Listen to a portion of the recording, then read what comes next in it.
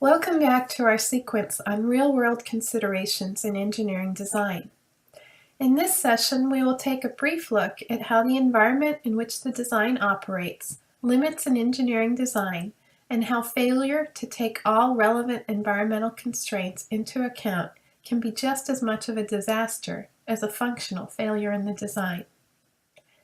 Like other constraints in this series on real-world considerations, environmental constraints differ from environmental consequences in that they must be considered and integrated into the design solution. They are not optional.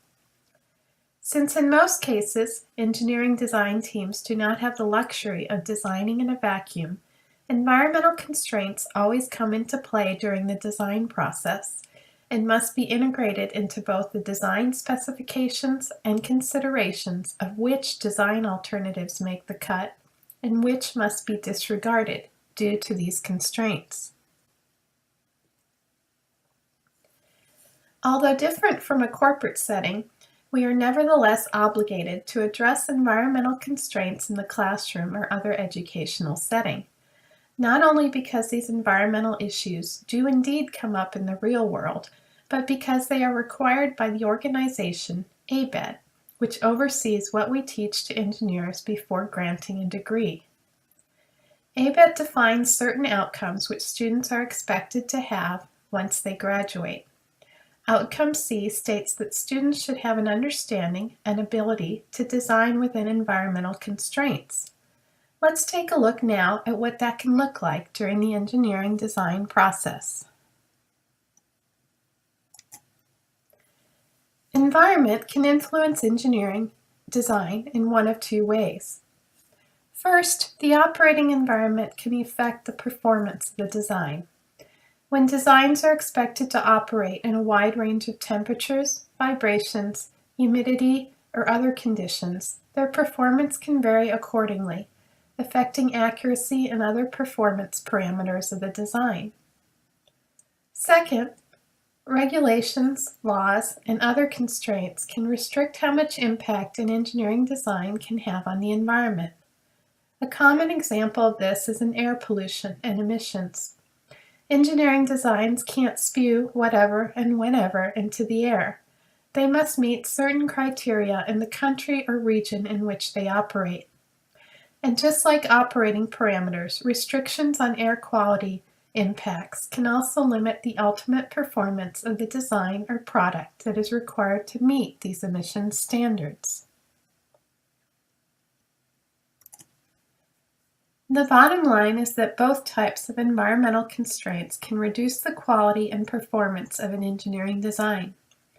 This is to be expected, and the sooner the limits on design quality are understood during the engineering design process, the better.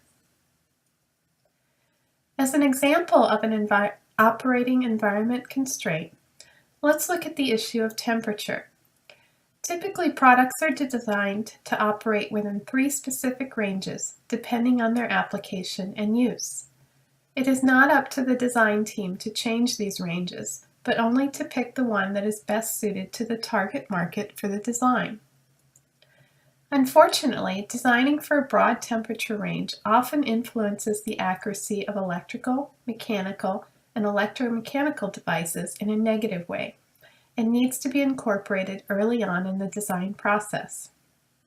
For example, consider 2 types of accelerometers and their accuracy, expressed as error in this slide as a function of temperature. Clearly, the first accelerometer, the ADXL105, demonstrates far greater resilience as temperature varies, and all other things being equal would be a better choice than the piezoelectric device for an application requiring broad temperature ranges of operation. In this next example, the engineering design is constrained differently by the operating environment compared to temperature as discussed in the previous slide. Although sound does not directly affect the performance of an engineering design, at least in most cases, it does limit the design alternatives due to both ambient noise and the limits of human hearing. In this case, for an audible alarm associated with an engineered system, The selection of a design must include an alarm that operates both above ambient noise and below the limits of pain for human hearing. Further complicating matters, the alarm must accommodate the distance between the alarm and the individual intended to hear the alarm, using the familiar R-squared relationship. This can make the integration and design of a seemingly simple audible alarm for an engineered design quite complicated because of the multiple constraints in the operating environment.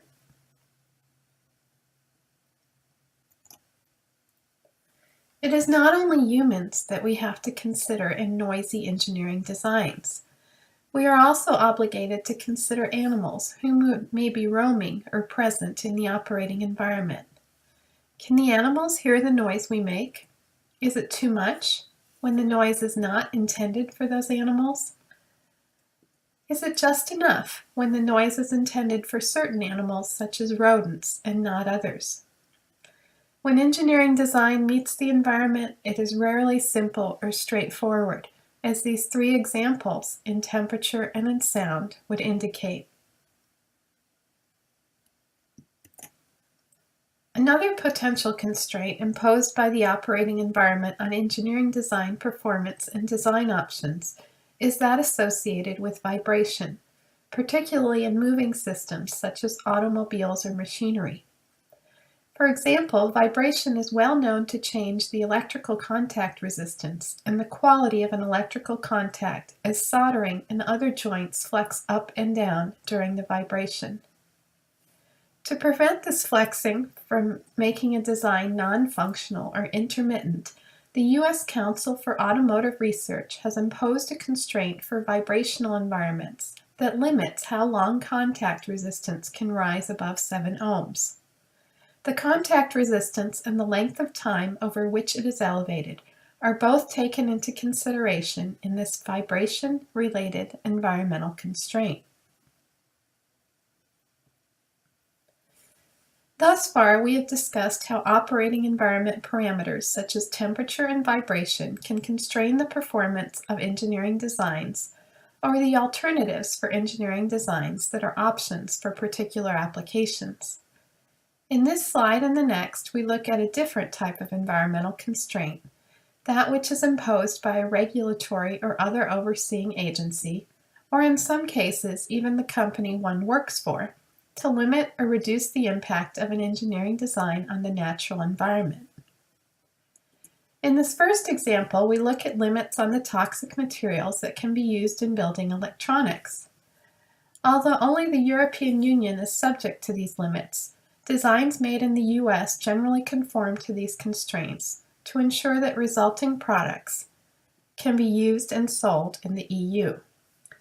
The RoHS directive is quite broad and restricts toxic substances such as lead, mercury, cadmium, and chromium in electronic devices to ensure that they are not only not detrimental to the consumer during use, but also so that the impact on both health and environment is minimized when an electronic device reaches the end of its useful life and is disposed of.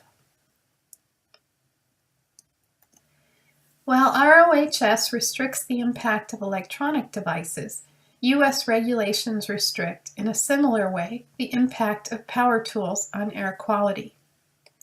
Any handheld power tool made in the United States is expected to meet these air emission standards, which differ according to the function and power associated with the tool. Unfortunately, design adjustments made to meet these emissions requirements often decrease the power delivered by these tools, creating another example of how environmental constraints do indeed limit the quality of engineering designs. Keeping the intricacies of emissions, toxins, vibrations, temperature, and other parameters in mind during engineering design can prevent an engineering design from failing as it moves from concept to marketplace. In this session, we have looked at two major forms of environmental constraints: those imposed by operating conditions and those imposed by negative impact on the natural environment through regulations, codes, and other restrictions. Thank you for joining us.